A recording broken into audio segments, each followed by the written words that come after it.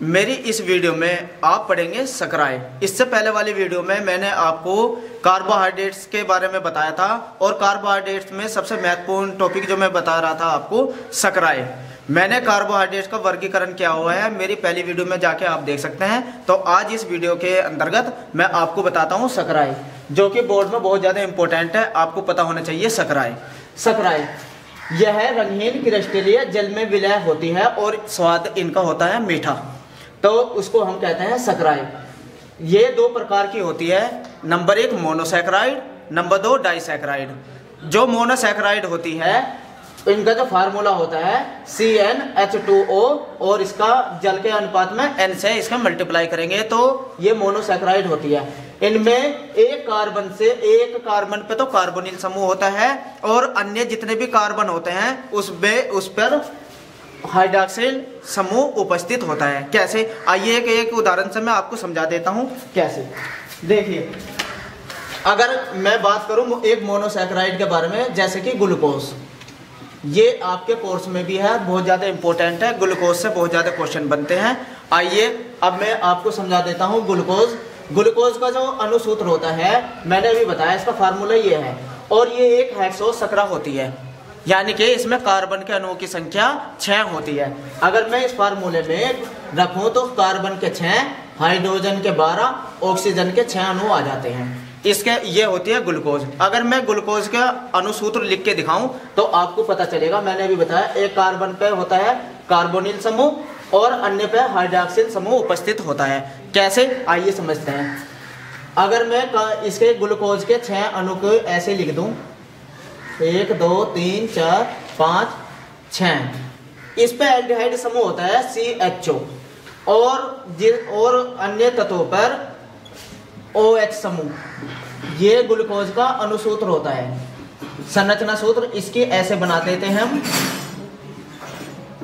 तो जो ये एल्डिहाइड होता है, अगर मैं इसको भी लिखूं इस तरीके से ऐसे, तो देखिए एक कार्बन पे तो आ गया कार्बोक्सिलिक कार्बोनिल समूह और अन्य जितने भी कार्बन है सबके अंदर OH OH OH OH OH, यानी कि अन्य कार्बन पर हाइड्रॉक्सिल समूह होता है। इनको हम कहते हैं मोनोसैकराइड। तो आपने अच्छे से समझा इस परिभाषा के बारे में। एक उदाहरण से हम और समझा देते हैं। फ्रैक्टोज भी आपके कोर्स में है और ये भी एक सकरा है। इसमें भी अणुसूत्र, इसका भी एक हेक्सोसकरा है, इसका भी अणुसूत्र C6H12O6 होता है। ये भी एक हेक्सोसकरा है। और आइए अब मैं समझाता हूँ उसका संरचना सूत्र बना के भी। अगर मैं इसका संरचना सूत्र बनाऊं तो ये हो जाती है,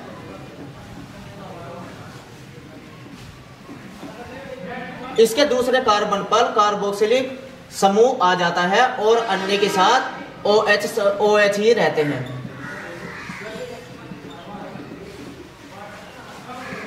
ये देखिए, तो यहाँ ग्लूकोज का संरचना है, यहाँ फ्रैक्टोज की संरचना है। अभी मैंने आपको बताया था कार्बोनिल समूह, एक कार्बन पे देखो इस पे भी कार्बोनिल समूह है, इस पे भी कार्बोनिल समूह है और अन्य कार्बन पे OH समूह उपस्थित होते हैं। इसको ही हम कहते हैं मोनोसैकराइड। आपने अच्छे से समझ लिया होगा। अब कार्बन के अणुओं की संख्या के आधार पर ये 5, इसमें 4 प्रकार की होती है। 3 से 7 तक कार्बन अणु उपस्थित होते हैं। कार्बन में 3 से 7 तक उपस्थित होते हैं। इस तरीके से 4 प्रकार की हो जाती है। कैसे, आइए मैं समझा देता हूं। जो मोनोसैकराइड का फार्मूला होता है वो होता है CH2ON। ये मोनोसैकराइड का फार्मूला है। अगर कार्बन के हम 3 अणु को रख दे, कार्बन के 3, तो हाइड्रोजन के आ जाएंगे 6, O के आ जाएंगे 3। तो जब हम इसे कहेंगे ट्राइओजेज, तब हम इसे कहेंगे ट्राइओजेज। अगर हम 4 अणु रख दे तो फिर फार्मूला होता है C4H8O4, फिर हम इसको कहेंगे टेट्राएज। 5 अणु रखेंगे तो पेंटाएज। पेंटाएज का फार्मूला क्या हो जाएगा, इसमें रख दें C5H10 O5, फिर ये हो जाएगी पेंटोजेज। इसी तरीके से हेक्सोसेज, जो मैंने अभी आपको समझाई हेक्सोसेज, उसका फार्मूला ये रहा, ये हेक्सोसेज है। तो इस तरीके से हम देखते हैं मोनोसैकेराइड 4 प्रकार की होती है। आपने अच्छे से समझ लिया। एग्जाम में आपसे चाहे ट्रायोजेज पूछे, चाहे टेट्राएज के बारे में पूछे, चाहे पेंटोजेज के बारे में पूछे, चाहे हेक्सोसेज, आप आराम से लिख सकते हैं। अगर क्वेश्चन आता है हेक्सोज सकरा किसे कहते हैं, हेक्सोज इसके बारे में लिखिए, तो आपको लिखना क्या है, ये लिखना है ये रंगीन क्रिस्टलें जल में विलय होती है और स्वाद इनका मीठा होता है और इसका अनुसूत्र C6H12O6 होता है। और 2-3 हेक्सोज सकरा के बारे में लिख देना है, जैसे ग्लूकोज और फ्रक्टोज। आइए अब समझते हैं नंबर 2 ओलिगोसैकेराइड। ओलिगोसैकेराइड जो कार्बोहाइड्रेट होती है ये भी बहुत ज़्यादा इंपॉर्टेंट होती है। ये भी स्वाद में मीठी होती है, क्रिस्टलीय होती है, जल में विलय होती है, स्वाद इनका मीठा होता है। यही ओलिगोसैकेराइड के बारे में लिखना है जो यहाँ लिखा हुआ है। अंतर क्या होता है, जब मोनोसैकेराइड के 2 से लेकर 10 तक अणु मिलते हैं, मोनोसैकेराइड के नहीं, कार्बन के नहीं, मोनोसैकेराइड के 2 से लेकर 10 तक अणु मिलते हैं और इनका संघनन होता है तो ओलिगोसैकेराइड प्राप्त होती है। अभी थोड़ी देर में एक उदाहरण के द्वारा मैं आपको समझाऊंगा। जैसे कि डाइसैकेराइड के बारे में अगर बात करें, सुक्रोज के बारे में, डाइसैकेराइड का फार्मूला होता है CnH2ON-1, यानी कि जल का एक अणु इसमें से निकल जाता है, तब हमें प्राप्त होती है डाइसैकेराइड। आइए एक उदाहरण से मैं आपको समझा देता हूं डाइसैकेराइड के बारे में, बहुत अच्छे से आपकी समझ में आएगा। डाइसैकेराइड जैसे कि सुक्रोज, सुक्रोज जो है गन्ने व चुकंदर की सकरा होती है, यानी कि गन्ने व चुकंदर से चीनी प्राप्त होती है। आइए समझते हैं इसके बारे में, चीनी, सुक्रोज के बारे में। अभी मैंने आपको बताया सुक्रोज एक डाइसैकेराइड है, यानी कि 2 मोनोसैकेराइड के अणु से मिलकर बनती है। अगर मैं ये ले लिया C6H12O6, एक ग्लूकोज का एक अणु ले लिया, एक मोनोसैकेराइड ले ली मैंने ग्लूकोज, ठीक है, और एक मोनोसैकेराइड ले ली हमने फ्रक्टोज। तो जब ये 2 अणुओं का संघनन होता है तब क्या होता है,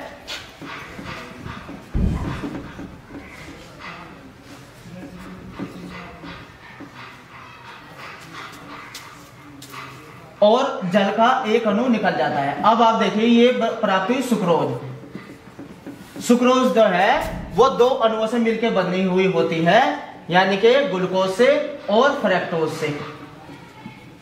जब 2 अणुओं का संघनन होता है, संघनन अभिक्रिया के द्वारा ये आपस में जुड़ जाती है और सुक्रोज प्राप्त होती है, जल का एक अणु निकल जाता है। तो इस तरीके से सुक्रोज जो है एक डाइसैकेराइड है, यानी कि 2 अणुओं से मिलकर बनी होती है। एग्जाम में आपसे पूछा जाता है सुक्रोज किस में टूट जाती है, तो हमेशा ध्यान रखना सुक्रोज जो बनती है एक ग्लूकोज के अणुओं से मिलकर बनती है और एक फ्रक्टोज के अणुओं से मिलकर बनती है, ये सुक्रोज कहलाती है।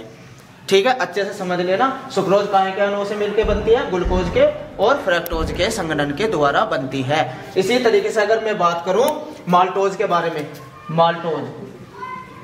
माल्टोज जो ओलिगोसैकेराइड होती है, ये अंकुरित बीज और जौ की सकरा होती है। अंकुरित बीज और जौ में ये पाई जाती है। ये भी 2 मोनोसैकेराइड के अणुओं से मिलकर बनती है। वे कौन कौन से होते हैं, आइए समझिए। यानी कि 2 ग्लूकोज के अणु, अब यहाँ फ्रक्टोज की जगह अगर ग्लूकोज आ जाए, जब 2 ग्लूकोज के अणु संघनन द्वारा मिल जाते हैं, संघनन की क्रिया द्वारा, तब अब ये सुक्रोज ना होके माल्टोज बन जाती है।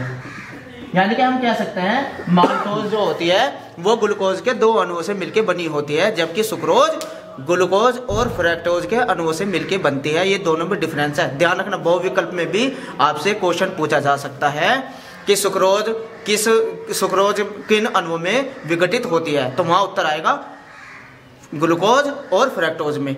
और अगर आपसे पूछे माल्टोज किस में अपघटित होती है, यानी कि कौन से 2 अणुओं से मिलकर बनी होती है, ग्लूकोज और ग्लूकोज से ही। इसका मतलब अगर हम अंकुरित बीजों को खाएं तो उसमें हमें ग्लूकोज बहुत अधिक मात्रा में प्राप्त होती है, और ग्लूकोज हमारे शरीर के लिए और एनर्जी के लिए बहुत ज़्यादा इंपॉर्टेंट होती है। इसके बाद अगर मैं बात करूं लैक्टोज, एक लैक्टोज भी बहुत अच्छी सकरा होती है, जो कि दुग्ध सकरा होती है। दुग्ध सकरा यानी कि हमारी दूध में जो सकरा उपस्थित होती है वो लैक्टोज होती है। हम जब दूध पीते हैं तो उसमें हमें कौन सी सकरा प्राप्त होती है, लैक्टोज सकरा।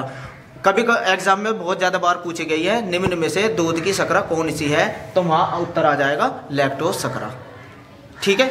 अब इसके बाद अगर ये दो आपने मोनोसैकराइड के 2 अणु मिले थे, अगर मोनोसैकराइड के 3 अणु मिले, 1 2 3 मोनोसैकराइड के अगर अणु मिलते हैं तब उसको कहते हैं हम ट्राइसैकराइड, और इसका फार्मूला होता है CnH2ON-2, यानी कि 2 जल के अणु मिलेंगे, 2 जल के अणु भार होते हैं इसमें। देखिए कैसे, एक मोनोसैकराइड का अणु सपोज करो ग्लूकोज, यहाँ भी ग्लूकोज, यहाँ कोई दूसरी मोनोसैकराइड लेके 3 अणु जब ग्लूकोज के वो मोनोसैकराइड के मिलते हैं तो एक जल का अणु यहाँ से बाहर, एक जल का अणु यहाँ से बाहर। कितने जल के अणु बाहर हुए? 2 जल के अणु बाहर होते हैं, इसलिए N-2 जल के 2 अणु बाहर होते हैं, तब हमें मिलती है ट्राइसैकराइड। इसका फार्मूला भी देखते हैं और कैसे ये बनती है, आइए समझते हैं। ट्राइसैकराइड, अगर मैं रैफिनोज की बात करूं, रैफिनोज एक ट्राइसैकरा है। रैफिनोज एक ट्राइसैकरा है जो कि ग्लूकोज, फ्रक्टोज और गैलेक्टोज से मिलकर बनी हुई होती है। किस किस चीज से? ग्लूकोज, ये ग्लूकोज का अणु हो गया जिसका फार्मूला होता है C6H12O6। इसी तरीके से दूसरा अणु कौन सा होता है? फ्रक्टोज। फ्रक्टोज का भी फार्मूला यही होता है और रैफिनोज का भी फार्मूला यही होता है। जब ये 3 अणु मिलेंगे, ग्लूकोज का, फ्रक्टोज का और गैलेक्टोज का, जब ये 3 अणु मिलके बनते हैं तब हमें ट्राइसैकराइड प्राप्त होती है। और ट्राइसैकराइड के देखो C के कितना आएंगे? 6 6 6 18 हो गया। रैफिनोज का जो फार्मूला आएगा आप देखते रहे ना, क्या कितना हो गया? 18।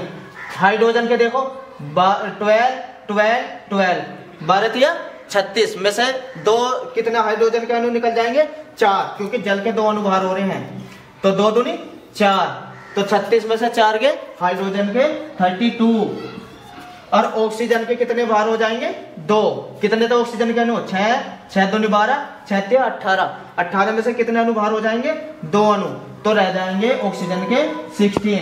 ये एक ट्राइसैकराइड हो जाएगी। और कितने अणु बाहर हुए जल के? 2। इस तरीके से आप देख रहे हैं कि अगर मोनोसैकराइड के 3 अणुओं का संघनन किया जाए तो एक ट्राइसैकराइड प्राप्त होती है जो कि रैफिनोज कहलाती है। इसी तरीके से अगर मोनोसैकराइड के 4 अणु मिले तब उसको हम कहते हैं टेट्रासैकराइड, और अगर 5 अणु मिले मोनोसैकराइड के फिर उसको कहते हैं हम पेंटासैकराइड। तो आपने बहुत अच्छे से आज सैकराइड के बारे में जाना। अगर इसके अंदर से छोटे क्वेश्चन भी और लघु क्वेश्चन भी और बड़े से बड़े क्वेश्चन भी आप आसानी से बना सकते हैं। आपने बहुत अच्छे से समझ लिया होगा सैकराइड के बारे में। इससे अगले वाले टॉपिक में मैं आपको पढ़ाऊंगा पोलोसैकराइड के बारे में। तो बने रहिए मेरे साथ अच्छे से।